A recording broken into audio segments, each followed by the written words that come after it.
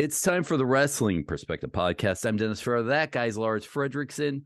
Lars, a lot to talk about, a lot to get to. Do you want to talk about the big news of the week, or do you want to get to emails? I'm letting you call the ball, Goose. Well, I think there's so much news that I actually kind of want to go over it with our guest today, just to kind of get her perspective. After all, this is the wrestling perspective. But obviously, there's so many things happening, in the world of wrestling. I mean, it's hard to, throw a rock and not hit something that's like shaking up the system.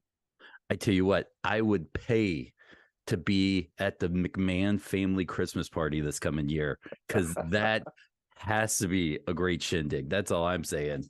Yeah, I'm sure. Yes, I think that would be very fun.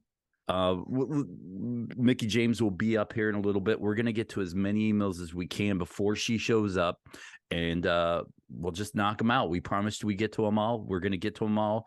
Are you ready? I'm ready. All right. Bill from Kansas City wants to know, Dennis and Lars, what are both of your favorite local promotions where you live? West Coast Pro for me. There's also a new startup indie called Oasis Pro, which I haven't been to yet, but I have. And for me, West Coast Pro, I go pretty much every show. All right. For me, there's a couple. XICW is a good one. Clash. I like Clash a lot here in Detroit, Michigan. There's Sanctuary. Sanctuary's a great one. I'm trying to think of what else. There's one more, Insane Revolution, I think it's called. That's Rhino's promotion down in Monroe, Michigan. All those are great. And listen, if you give me free tickets, I'll go to whatever local promotion you want me to. I am a whore for free stuff.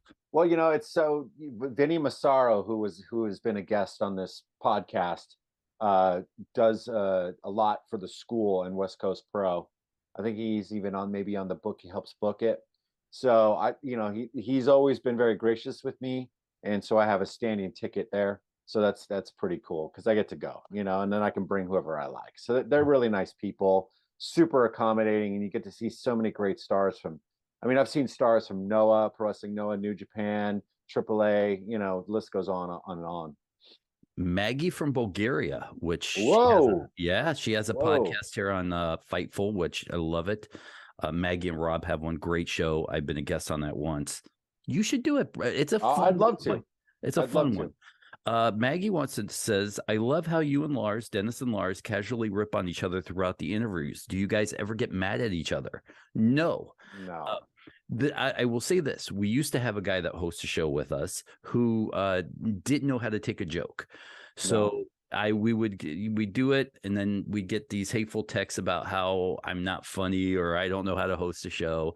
And I made it quite clear with Lars, like, look, make fun of me all you want. When it just became Lars, I and PD, I said, make fun of me all you want. I can take a joke.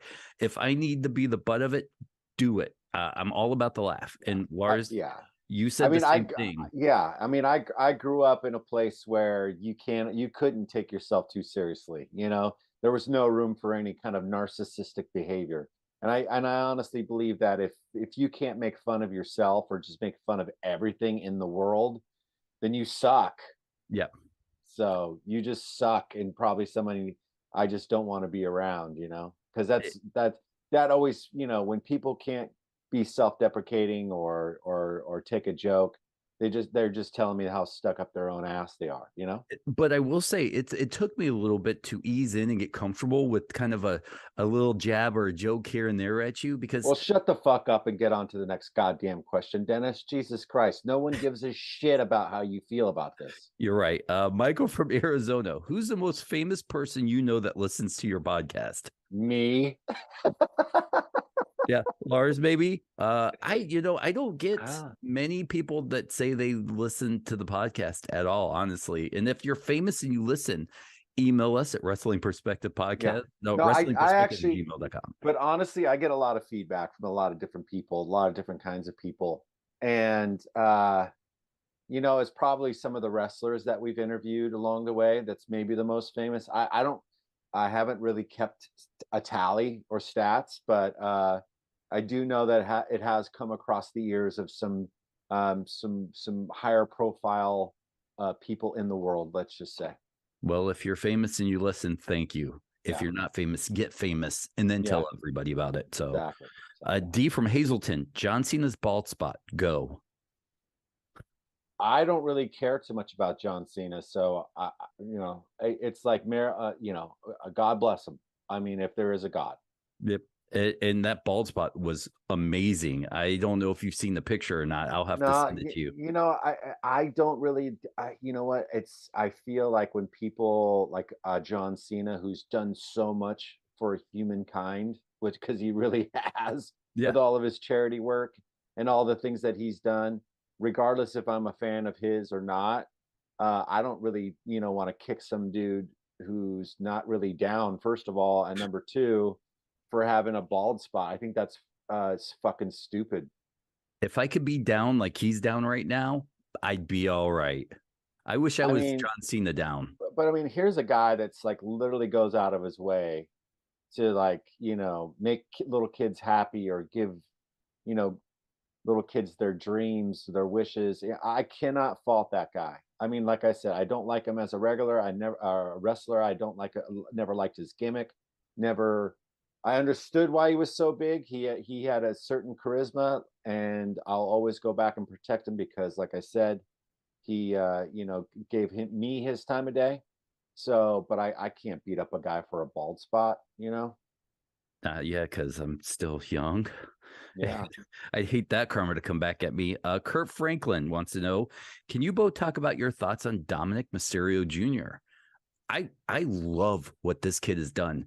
I was one of those few, I wouldn't say few, but I was one of the early guys that like, you know what, he's riding his dad's coattails. He won't be anything more than he is now. But what he's done in the past 6 to 8 months, dude, this kid's legit. I love everything Dominic Mysterio Jr. is doing right now. If he can continue this, like this growth and showing different sides and, turning heel is the best thing that ever happened to him right now. I definitely think that him turning heel was the best thing that he could have done. I do like, I like him a lot more recently than I have in the past. I've never thought he was riding his daddy's coattails because they're obviously two different wrestlers. Obviously there's no one ever going to be like Ray. I definitely think that he's on that path to get out of his father's shadow. I mean, Cody, I think, is long out of his father's shadow. So is Dustin, even though a lot of people want to bring that up and compare them to their dad, but that's unfair to the Spawn, really, just because it's two totally different, learning curves. So, and that's one of the things you got to remember. You cannot look at Rey Mysterio's career and in the same pair of glasses look at Dominic Mysterio. You just can't do it. It's just not fair to either one. But yeah, I think the little bandana thing is I mean, it looks a little too contrived, but then again, it's WWE gangster.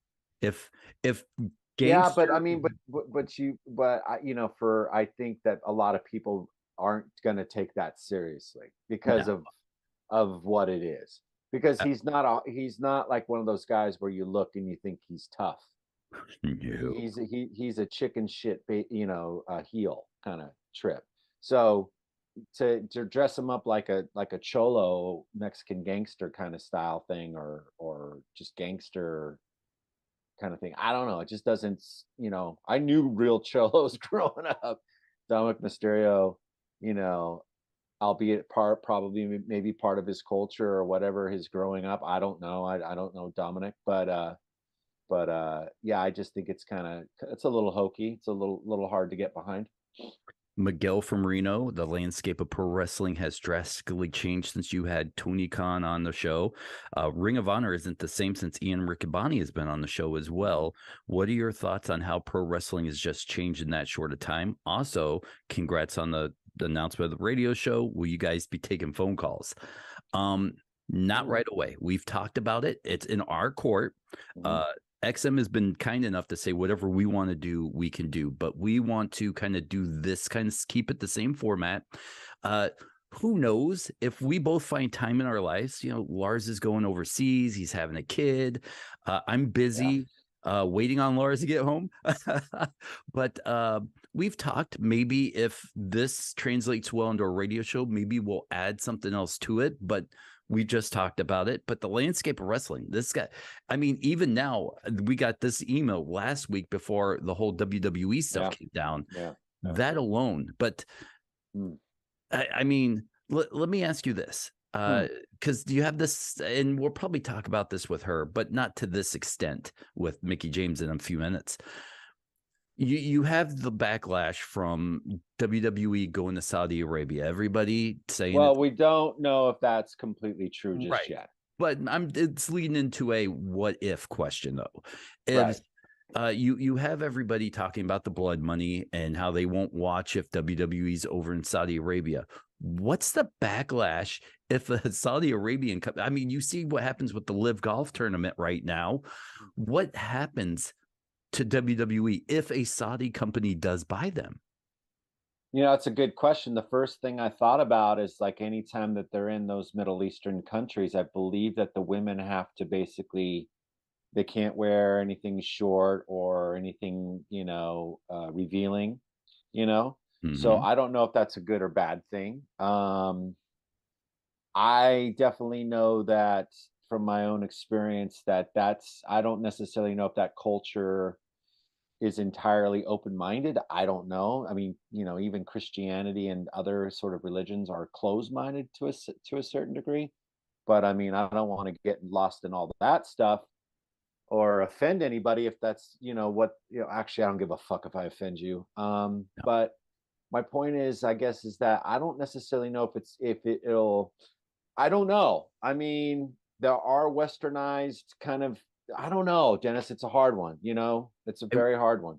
I will say this. One of my best friends, Pud, shout out to him, who actually just broke his neck in a car accident a couple weeks ago, so he's healing up, sent me a text when it looked like the Saudis were buying WWE, and he says, I'm done watching WWE to this moment on. I will go back and watch all the great stuff from the 90s, the Attitude Era, the 80s stuff, but from this moment on, I'm not following the product. I think that there's other choices than just going back into the past. I mean, I think you got NWA, I think you got MLW, I think you got Impact. I mean, I think if you like the circus show, you can watch AEW. That's more like an outlaw indie kind of thing. And there's New Japan, there's Japanese wrestling, there's deathmatch wrestling. There's so much choice out there that regardless if the WWE gets sold to a totally different country, then I'm sure it would be business as usual. I don't necessarily know if there would be that many changes. I don't think they're smart businessmen. But if they start, I feel like I think where attention would be created is in culturally, because America's definitely way different culturally than any of the Middle Eastern countries. That's just a fact. That's not, anything other than just fact, and if you've been to any of those countries, you would see it for yourself. It's very closed and very, I will say one thing. You hit on something that will be interesting if they bought this company. And, as of, this recording, they've not been sold. Vince is back, but they've not sold.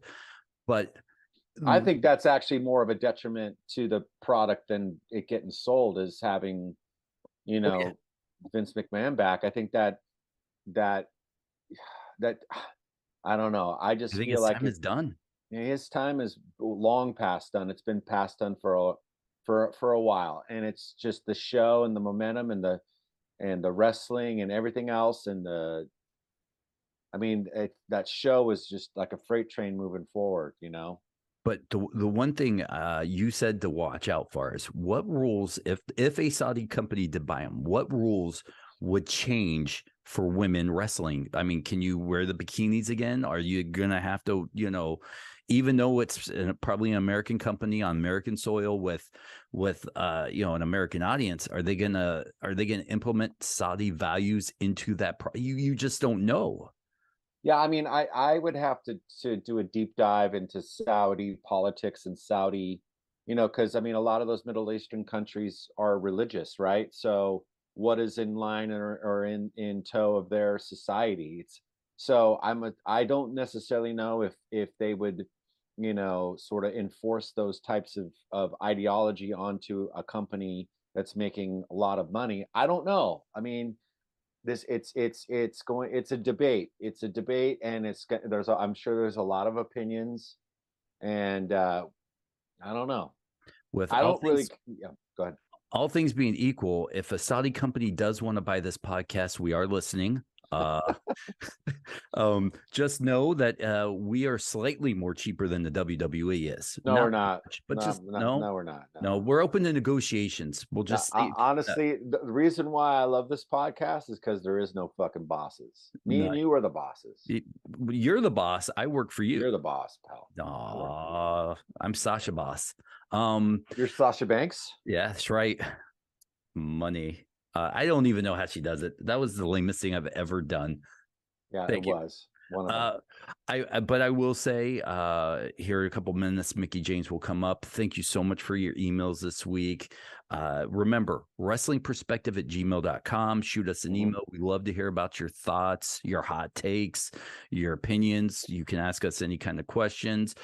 We do have one more question, and this will wrap up the segment before Mickie shows up. What is I didn't even look at the name. I'll have to go back here. Jane H. from Atlanta. What is your Mount Rushmore of favorite all-time tag teams? Top 4. Top 4 all-time favorite tag teams. Well, go ahead. Why don't you go first? I would say you and I should alternate from 4 to 1. I mean, it'll be loosely. I don't want to do that because I mean, I couldn't rank the top 4. It would just be top 4. I couldn't go number 4. Yeah, see, that's and I think you can make a case for number 1 in each of these, but for favorites, Legion of Doom, Road Warriors would be on that list. Rock and Roll Express. Boy, this is super tough. Do you have 2 while I think of 2 more? Well, mine would be, Rock and Roll Express and the Hart Foundation for sure. Also would give a big shout to Gold Dust and Stardust. I love that tag team. Actually, if you can see, I have a little painting of Gold Dust and Stardust right there. But and probably the number 1 team or something like that. It probably the Midnight Express, or I mean, there's been so many great. I mean, I'm 4 faces on Mount Rushmore, so that's 4 teams, right? So who else you got? Boy, I might say Demolition. I keep going back and forth. Is it Demolition or the Nasty Boys? Because there was just something about either one of those tag teams during that era. I love the Nasty Boys too. I would obviously have to pick the Road Warriors, but I mean, it's very hard to pick a top 4. It really is. I mean, and then do you go the one-off tag teams like Hogan Savage? I mean, they were a tag team. They had a tag team name. Yeah. I mean, that's true. I'm not sure I could put them on there. But, there's just so many of those 2 guys that, you know what? Maybe Randy Orton and Edge. Randy Orton and Edge. Rated RKO. Right. Yeah. I see, but that's how good they were. I forgot about them. But yeah, I mean, I'm just thinking those traditional tag teams. I mean, Goldust and Stardust, I mean, Ole and Arn. I mean, that was a fucking powerhouse. Like, shit, the Russians, man, Nikita and Ivan. But then there was, obviously Crusher was part of that trip. Well, Barry Darsow, so Barry Darsow I mean, there's so many great tags. I love, I mean, FTR. How do you not put FTR or the Briscoes on there too? It's hard. But number 1, I would say I could pick a number 1. That's easy, and that's the Hart Foundation, Bret Hart and Jim the Anvil. But 2 through 10, man, that's tough. That's tough. Well, give me one tag team everybody loved, but you never got. Because I always kind of like that question more than what's your favorite. The Can-Am Express. Let's see here. One tag team that everybody loved, but I never got. I'm gonna say, Young Bucks. Yeah, I'm gonna have to say that too. I had a period where I did enjoy what they did, but I feel like it never really progressed. It kind of stayed the same kind of thing. It's just flip floppity floppity flip. There's really no. It was exciting when you first saw it, right? PWG, that kind of stuff. It was really, it was different. It was very high spotty and very lucha-esque. So I could get my mind around it, but yeah, now these days, I feel like anytime I see one of their matches, I've seen it before. I think they're great on the mic, and when they play a heel character, that's great. But for me, and it's not an insult to them, because they've done something a lot of tag teams can't do, and they've taken that indie style and brought it to TV. But for me, I would say I'm more of a traditional television wrestling fan. Yeah, I'm nothing against, them and their talent, No, but as a fan, when I watch it, it doesn't translate well to me. I mean, it's almost like that same question we got last week with Kenny Omega. Why is Japan Kenny Omega because so much better than American? Well, like I said, I feel like he's more of an anime character. Yes. I think that's how he translates. I really honestly think that he could be a guy, even his name is a guy in a manga. You know what I mean? So, I don't know. Well, I tell you what, we'll wrap this up. Before we do, this will be out before Friday the 13th. You are having another auction coming up on that Friday. I am. At 1:30, 1 o'clock p.m.? It's 3 p.m. Pacific Standard Time. All right. Make sure you guys get over to Whatnot, right? I believe is the Whatnot, yeah. Yeah, if you go to any of my socials, whether it be most of the time on my Lars Frederiksen page, I'll put it up in the stories. And there's a link normally that will get you straight to my page. And what you want to do is bookmark it and then follow me, because when you bookmark the show, you get a reminder in case like you have something, 20 other things like I have to do in a day.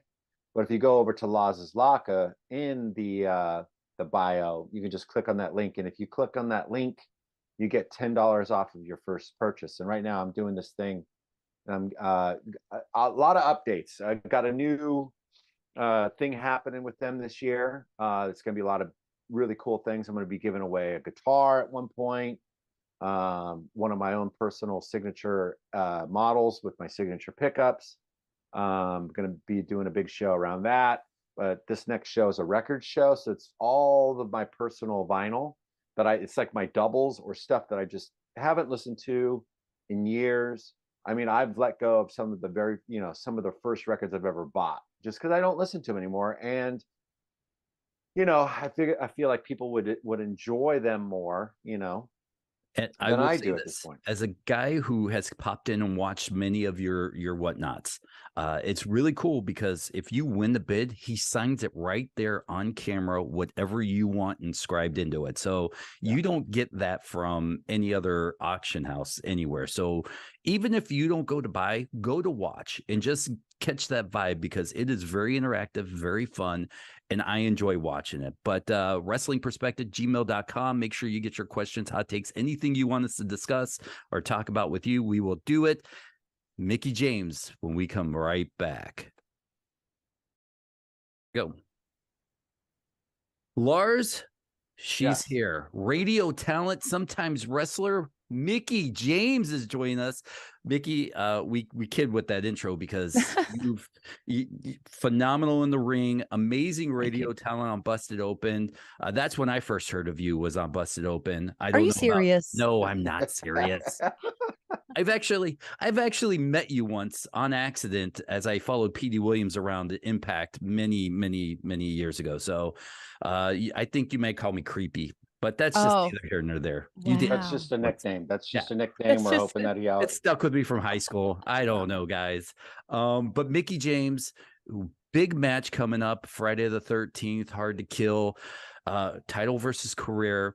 And I know we have talked about a bunch of stuff that we're going to talk to you about, but I have to ask you, and I don't know if this is a fair question to you, but almost like the Rolling Stones and Ric Flair, when you mention a career versus title match in wrestling, does anybody really just say, hey, this is it, guys, I'm calling it a night? Or is this, you know what, I'm going to take a break in 5 years if I feel like wrestling again, I'll come back?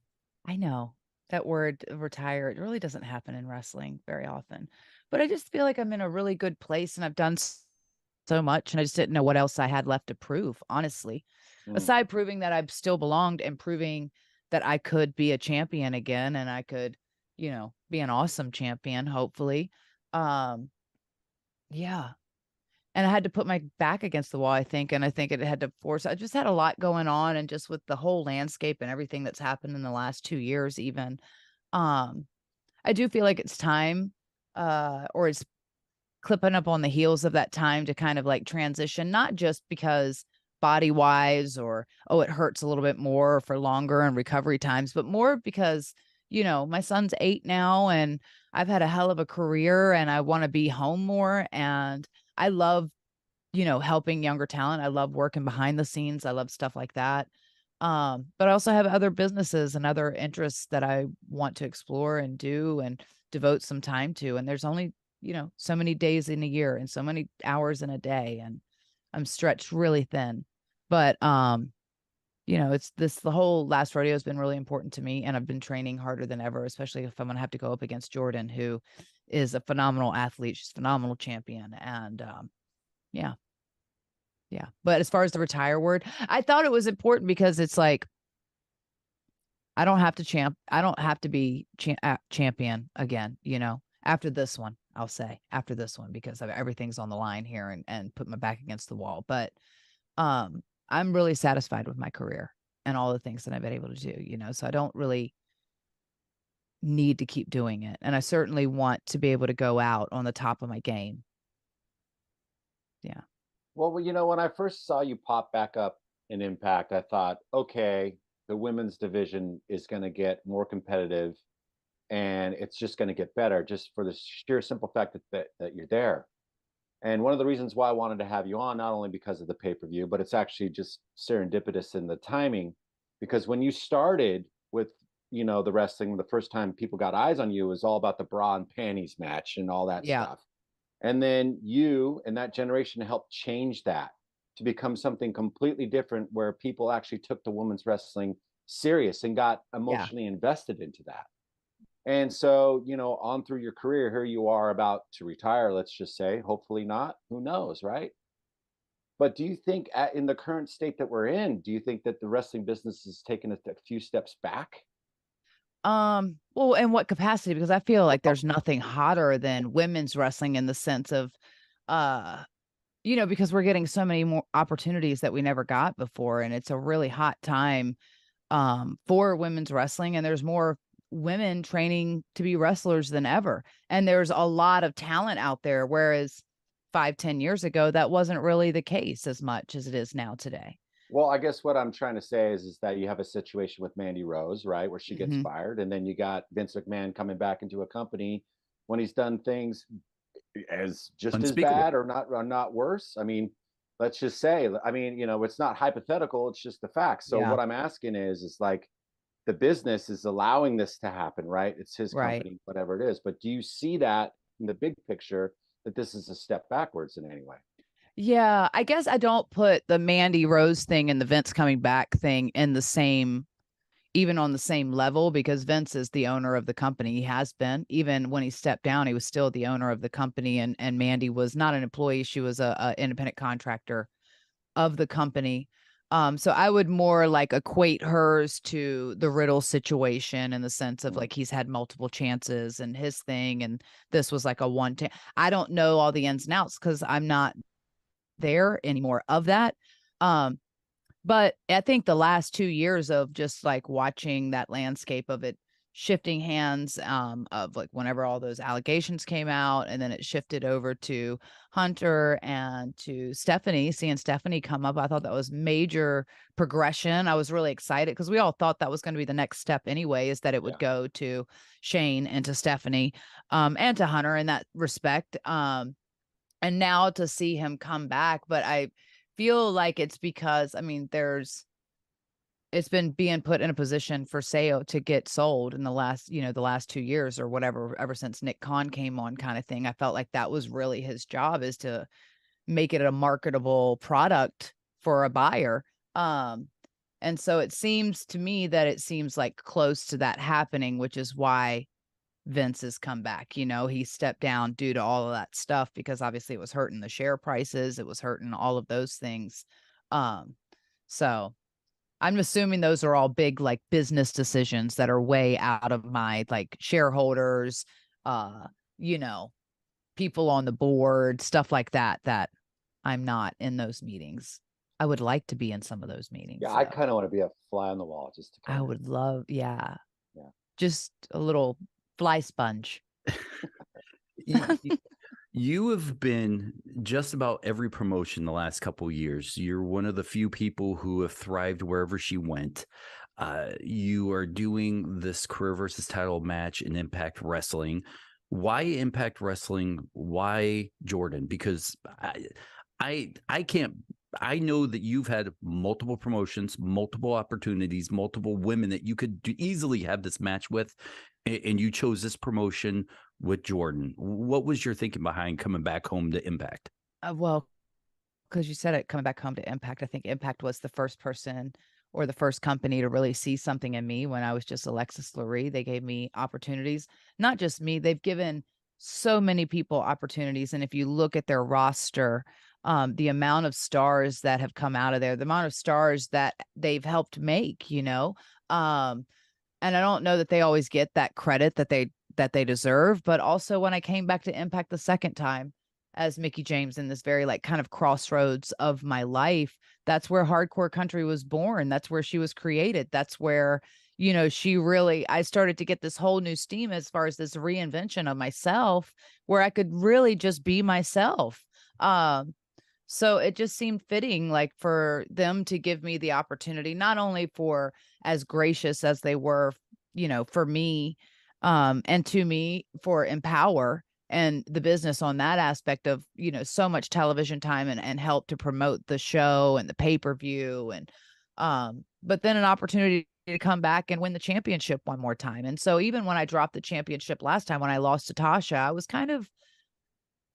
good. I felt like, and that was kind of where the last rodeo came about, was having that conversation with Tommy, where I go, like, I don't know what else I have to prove, Tommy. Like, it's really, I'm on a high right now. And I think all I wanted was something to, like, curtsy out and put a bow on my career and be happy with that. And I felt like I kind of had it, but then I was like, well, if we're going to do it, then I'll test, like a real test, and Jordynne has remained being the champion this entire time, and she's had some hella battles side by side on this whole, as I'm doing the last rodeo, she's held on to that championship the whole time. And I said, I had a funny feeling it was going to be Jordynne, because she is such a dominant champion and she's so strong. And I think she's been an awesome champion. But she was the one who held on to that championship this whole time as I've been on this journey, and now we're at the top of the mountain. And I'm grateful that she came out when she did, because I would have had to keep on fighting. And Lord knows there was a lot of people that wanted that fight. I do have a follow-up question. Let's say this Friday doesn't go the way you want. Do you walk away from wrestling altogether? Do you stay in Um, a backstage role? Because for me, as a fan of yours, I view you, and I know a lot of people may view this as an insult, but I view you as a wrestling lifer. You love the industry. I You're do. so smart. You did empower. You're a great, agent or producer. What happens after this match if it doesn't go your way? You done? Do you walk away, or do you still stick around in that kind of capacity? I think I take a little break. I take a baby break, and then I would probably come back and more behind the scenes stuff. Just a reset because it's closure and it would be painful, I think. It's going to be painful if that is the end result. And I'm going to have like a little time because, I don't want to even think about, okay, that's the end result right now. Cause I don't know what I would do without wrestling. Like it gave me everything. But I do think that I would be extremely valuable. And I think I'd find a lot of joy helping all the stars we have now, like level up their game and helping them kind of cultivate these characters and the storylines and stuff like that, um, to help take their game to the next level. I think I would find a lot of that to be a lot of fun and a new challenge for me. I just didn't want to do it while I was still in the game because I don't like that player coach role. I think it blurs the line between the talent a lot. I think it questions their what they think your motives are sometimes, whether you're doing it for your own personal gain or you're doing it for theirs. And I felt like if once I was ready to do something like that, I just couldn't wrestle anymore. Well, one of the things that that I've noticed about you in the last couple of years is like you really found yourself. Who you Thanks. are. I feel like 20 years ago, Mickie James is not what is current now, but now it's like more authentic than it's ever been. Do you think that being in a place that sort of, I don't know, appreciated character development, artistic freedom, these types of things that sometimes wrestlers don't have, sometimes musicians don't have? Do you think that helped get you to that place to who you are right now? I definitely think the creation of hardcore country and being allowed to have that freedom, even the first time I came back. I feel like I even kind of lost a bit of that, or I forgot that even when I came back that last time with WWE, because I was like, God, I wish I had done hardcore country there. Like she would have been awesome. Like the WWE audience would have loved her. But had I done that there, then when I came back at the Rumble as hardcore country, Mickie James as the Knockouts World Champion, would it have gotten the same reaction? Would it have been as special? So that kind of was a beautiful piece to that in the sense because I did end up being able to do that in a different way, just not the way I expected. But I do feel like it helped. I think I was just in a real growing place then, and then now coming back and having that freedom of you know what I say and what I do and who I am. And I think because it is so close to home and it's not that far of a stretch of the truth, it's just, the volume's just a little louder. So it definitely helps me in my comfort out there. Well, one of the things, Mickie, and I want to sort of compliment you on it, is when I met you in Las Vegas, you were super cordial and nice to me. And I've never actually ever heard anybody say one bad word about you. Do you think Oh, that's, thanks. well, I mean, maybe there are people, I haven't heard any. I'm sure there are some people. Well, I'll there's, text you guys There's later. always, there's always. yeah. But my point is that, being able to walk on a WWE stage as the Impact champion, these things that maybe would have never happened in a million years, you've now made happen. Do you think part of that, like who you are as a human being, was part of the reason why these things transpired? Oh God, I would hope so. I would hope so. Or hope in the fact that I was trustworthy, that I could be trusted to do good business or do the right business. And my intentions were never don't come necessarily from a selfish place, but what it's like a best for all place. Right. And if I win too, then that's like the icing on the cake, Right. So yeah. And I have a follow-up because I'm not much of a dirt sheet guy, but when you made that leap, or wouldn't say leap, but when you went over to do the Royal Rumble, and this might be my only Royal Rumble question, there was inner rumblings within the wrestling community. Were you under contract with Impact, or were you kind of a free agent, free to kind of do what you want, and you were being paid on a per appearance basis with Impact at that moment? I'm still, I guess, technically a free agent, but I have loyalty to Impact and everything that they've been able to do for me and with me. So I guess technically one would say I'm a free agent. I just went but for that Rumble. in my heart, for the Rumble, yeah, I was technically a free agent. Okay. Yeah. But I was also the Knockouts World Champion, and I was representing the Knockouts World Championship. And I felt like it was important to, if I was going to be a part of the Rumble, that I be who I was and be Mickie James, be Hardcore Country, and be the champion. And I thought it was that co-branding and that co-promotion of being able to recognize that championship on television on WWE's platform. And that was something that hadn't been done in 20 years, for the men, I think. And certainly not in this era of professional television wrestling that we see, this modern, I guess, era, you would call it. It was a real opportunity to do something that had never been done before, and so I wanted to make it special. And, I figured if shoot for the stars and ask for it all and see what happens. And I just got real lucky because I got it all, didn't I? Mm-hmm. Yeah. Well, once again, Friday night, big match for you, Jordynne Grace. I started thinking about your career earlier today.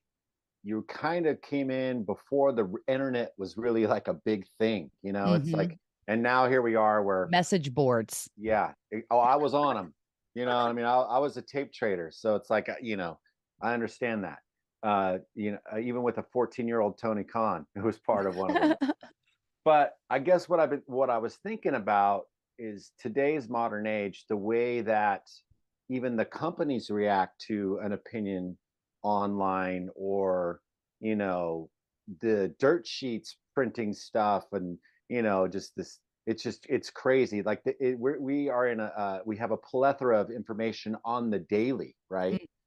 So, coming, from where you come from, was that hard to kind of get used to, seeing a lot of the information just out there for everybody to swallow? Yeah, I still struggle with it. I still don't particularly love it. I think because it's like when you go to see a magic show and then you go watch how they did all the magic tricks. It kind of ruins the show.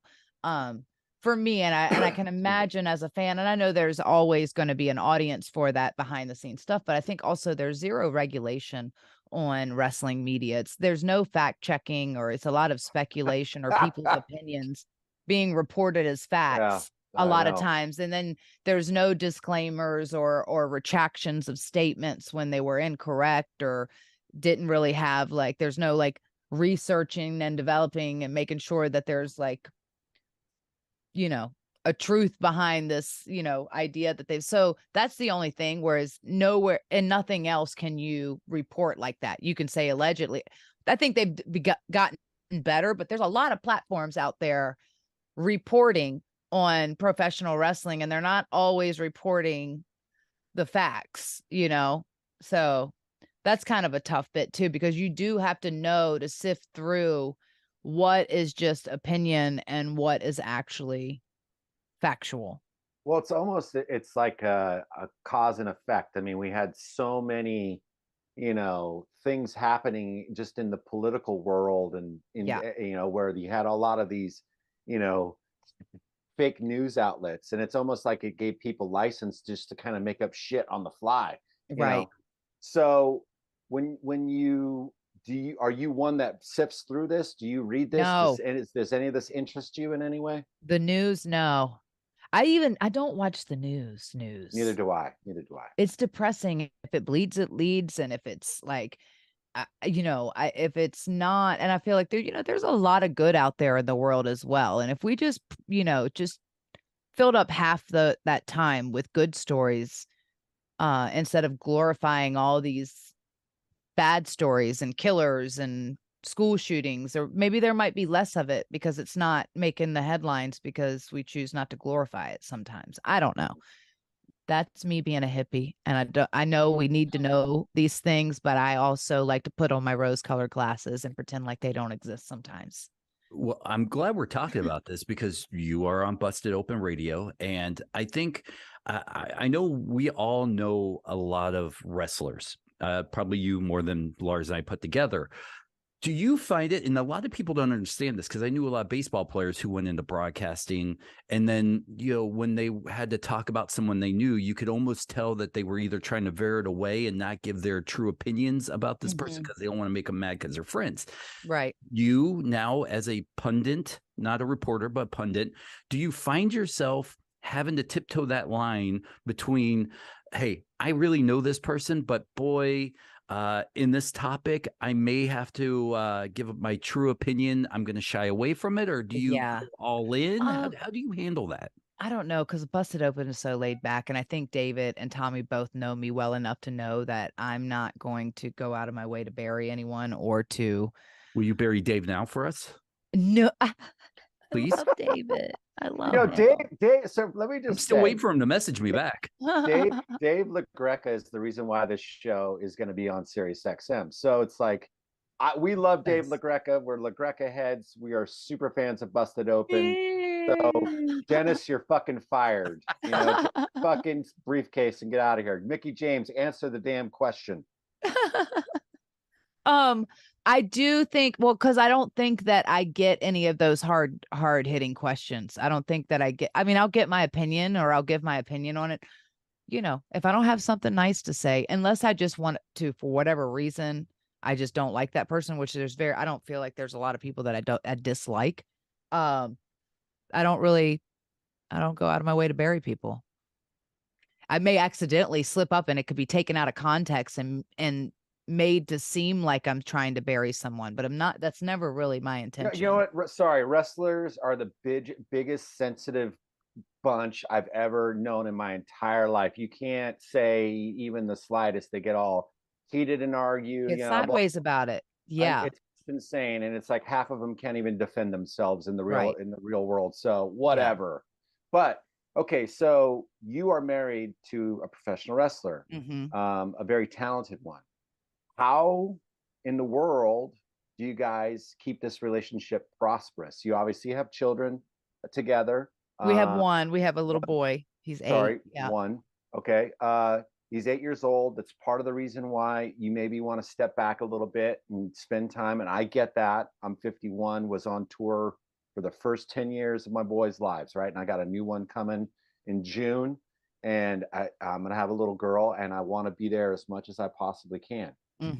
How do you and him find that way to meet and see eye to eye with the business being the way it is? Yeah, I mean, it's been a learning curve. It's been a whole, that balance, compromise, that word. Never been really good at compromise, but that's how you make marriage work. And I think it's also, we respect each other's careers enough. And with where I'm sitting, we can kind of cherry pick. I can kind of cherry pick what shows and bookings and stuff that I do. And we kind of reverse our schedules. So if he's on the road, I'm typically home. If I'm on the road, he's typically home. So we've just made it work. I mean, especially now that we're in Nashville. I mean, when I was home in Virginia, it was a lot easier because my mom was there, my dad was there, my sister was there, my brother was there. So there was always someone there. With being here, it's a bit different because it is just us, so it's a balance. It's respecting each other's times. It's not talking about wrestling 24/7 when we're home. We don't talk about it. We made that decision early on in our career that we're not going to sit here and discuss work at the dinner table unless it was a necessity. So, I mean, we'll talk about hot topics or we'll talk about different things, but it's not a daily conversation for sure. I know we're getting to the end of this interview, and I don't want this interview to go without me asking this question, but this Friday, Hard to Kill, Friday the 13th, it's sold out. You can get it on pay-per-view any place you get your pay-per-views. If it doesn't go your way, are you at peace with walking away? Because Father Time's undefeated. It still feels like, sure, you've done everything, but boy, everything you're doing still feels original and still feels fresh and new. Thank you. Can you still just go, I'm at peace with ending my career Friday night? I think I'll feel that true emotion Friday night, depending on the match I deliver on Friday night. You know, I hope, win or lose, that I go out there and have, you know, the match of a lifetime. And I feel that my opponent, Jordynne, they feel like she's going to give me that. And I feel like she wants to give me that. So I think I'll be satisfied. I do. No matter what happens, I'll be sad. Don't get me wrong, because when any relationship ends, it's heartbreaking. But yeah, definitely satisfied. Well, I'm going to be watching live, and my money is on you. Yes. But I feel like that's a losing fucking bet, to be honest. Wow. You don't have a lot of faith in me. No, I do. Well, well, now that this conversation, the way where it's gone, it's kind of tipped me off. But I guess for me, at the end of the day, if I had one question I wanted to ask you, is there a place that you never got a chance to work at if this is your last match? I mean, is there still anything in the back of your mind that you kind of go, fuck, I wish I would have gone there, or I could have done that, or I mean, I wish I would have been on that South African tour. That would have been cool. I wish I would have had a chance to wrestle in Japan, but not, because I've only gone with WWE, so I've only gone that style. I've never been to Japan. I think I was at the same hotel as you guys in Japan when you were over there. Where it has the Ferris wheel out the window. I could see the Ferris wheel from my window, and I did a little walk through, little walking market thing. Yeah. Because I think I was next door to the Nate. Oh, were you? Oh, were you up all night? Well, no, I just remember I got a story. It can be. We can't no, tell it. No, do you want me to tell it? No, don't tell it. Not on air. Not on air. No, I love it. Rick. Don't tell it. No, but I mean, I got nothing bad to say about. Yeah, no. It's like this. If I don't know you, I got nothing bad to say about you. If you got something bad to say about me, then that's when the tables turn, right? Right. But so I mean, but yeah, that's what I was gonna say is the Japan thing. I thought maybe that would be your answer. Yeah. But the second part of my question is even if you got an opportunity to go over there and wrestle, I mean, even though, because it's a different country and you're not technically retired there, would you take that opportunity to retire in Japan? Or just go? I would love to go. I would definitely take the opportunity to go, because I've never been. I've been in Mexico, and that's the different language and it's a different style. Right. So, and I've wrestled in Japan, just not the Japanese style. And Japanese promoters, listen to this, because Mickie James is available, and I think that she would be a hell of a talent to bring over to Japan and have some great matches. Just saying. And hopefully I'll be out. Obviously, I must be the champ, because I'd have to still be wrestling in order to do that. So we'll see after Friday. If I win Friday, then hit me up, because I might come out there.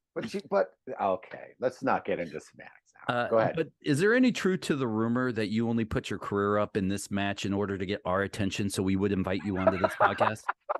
I did. How did you know that? The dirt sheets. That? I read it online. Yeah. And that's Meltzer. I just had to read it. It was meltzersbaby.com. Yeah. It was right under WWE being sold to Saudi Arabia. So let me ask you about that, Mickie, real fast. Like, let's just say that these rumors are true and it hasn't been confirmed. Right. But I mean, we're talking about a completely different culture. Yeah. A completely different culture now getting a hold of an American entertainment. Would you be worried as a woman's wrestler? I do think it does say something about from the women to people, to our gay community and how they're represented, or what happens there. I don't think that even if the Saudi Arabians were going to buy it, I don't feel like they're going to come in and change the infrastructure or change anything. They just want to own it, right? Like you see it on the golf tour thing. You see it with a lot of soccer clubs. They own a couple of them. So I don't know that they're going to change anything in that sense, but I do think it changes how the public views the product in the sense of, do we lose American TV rights? What about the tribute to the troops? What happens there? Also, what about the comfort level, obviously, of, anyone who happens to be gay on the roster, or even the comfort level of a female on the roster, and I don't know. I feel like the same people are still going to be in charge and maybe running it if that happens. Where I think things would change, and this is what we were talking about earlier, where I think things might change is if an American company like a Comcast or a Disney bought it, they're more likely to change the infrastructure within. Right. So, yeah, it's interesting times. It is. Well, Mickie, you have a busy Friday night ahead of you. Just so you know, per your contract, if you do win the Impact Knockouts Championship, you have to come on the show every week until you lose it. So, unfortunately, wow, I didn't read that part. Yeah, and you actually have to go to Japan to do that. Yeah. Right. Oh, it was in the link when I clicked it. It was right underneath the link. Exactly. Wow. By clicking this link, you've agreed to be on the to show all of these things. Yeah. We're owned, I forgot to tell you, we're owned by a Saudi Arabian company. So wow. We just sold. Good. Thanks. Thank you so much. It just sold. Yeah. So, Mickie, where can people find you? What do you, because this is your time to shine now. Oh, thank you. That you can go to mickiejames.com and pretty much find everything that I'm doing, whether it be Impact, whether it be GAW TV, whether it be Busted Open, music.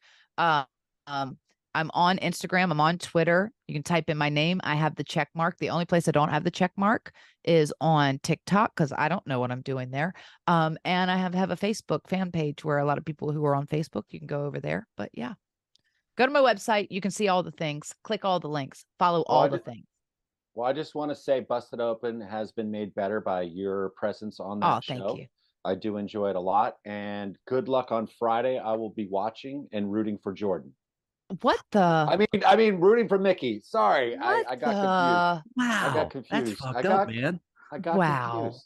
I got confused. Thought we were friends. Mickie, that hurt my soul for you. It stabbed me deep in my heart. Wow. All right. Well, listen.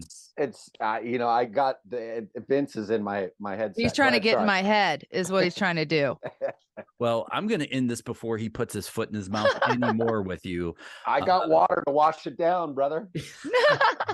Thank you guys. It's a lucky water bottle too. You see it? Well, see, this is my son's high school, but I shouldn't. Oh, nice. I just stole it from him. Go ahead.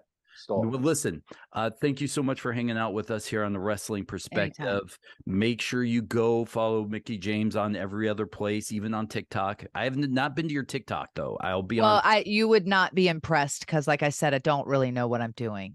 All right, I'm also 45, it's fine. So I shouldn't. It's a page. It's a landing page, and there's people there, and I make videos sometimes. Whether they're good or not, that's to be debated.